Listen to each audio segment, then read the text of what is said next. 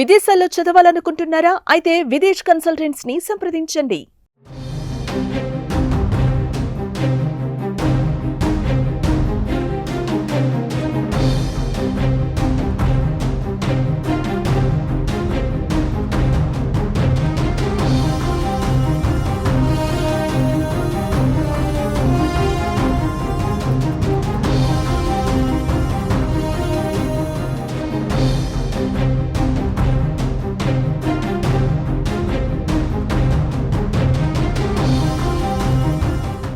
AP తెలంగాణలో మరో ఎన్నికల నగారా మోగింది. తెలుగు రాష్ట్రాలలో ఎమ్మెల్యే కోట ఎమ్మెల్సీ ఎన్నికల షెడ్యూల్ని కేంద్ర ఎన్నికల సంఘం విడుదల చేసింది. ఎమ్మెల్యే కోటాలో ఎమ్మెల్సీ ఎన్నికలను సిఈసి నిర్వహించనుంది. మార్చి 29లోగా తెలంగాణ, ఆంధ్రప్రదేశ్లో 5 ఎమ్మెల్సీల పదవీకాలం ముగియనుంది. ఈ క్రమంలోనే ఈసీఈ షెడ్యూల్ను ప్రకటించింది. మార్చి 20న ఎన్నికలు, అదే రోజున ఓట్ల లెక్కింపు ఉండనుంది. మార్చి 29 నాటికి ఏపీలో యనమల రామకృష్ణుడు, జంగా కృష్ణమూర్తి, పి అశోక్ బాబు, తిరుమల నాయుడు, దువ్వారపు రామారావు పదవీకాలం ముగియనుంది.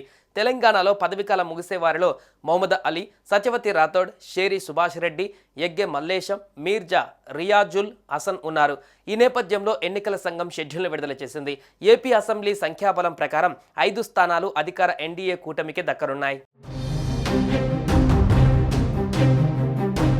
మార్చి 3న ఎమ్మెల్యే కోట ఎమ్మెల్సీ ఎన్నికల నోటిఫికేషన్ విడుదల చేయనుంది.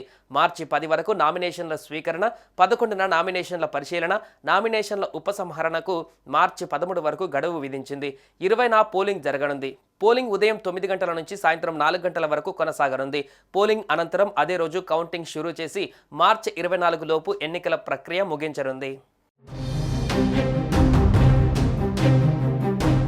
ఎమ్మెల్యే కోటాలో ఎమ్మెల్సీ ఎన్నికలు జరుగుతున్న నేపథ్యంలో ఆశావాహులకు సూపర్ ఛాన్స్ దక్కిందని చెప్పవచ్చు. ఏపీలో ఇప్పటికే డిప్యూటీ సీఎం పవన్ కళ్యాణ్ సోదరుడు నాగబాబును మంత్రివర్గంలోకి తీసుకుంటారన్న వార్తల నేపథ్యంలో ఎమ్మెల్యేల కోటాలో ఎమ్మెల్సీగా నాగబాబుకు ఛాన్స్ దక్కే అవకాశం ఉందని తెలుస్తోంది.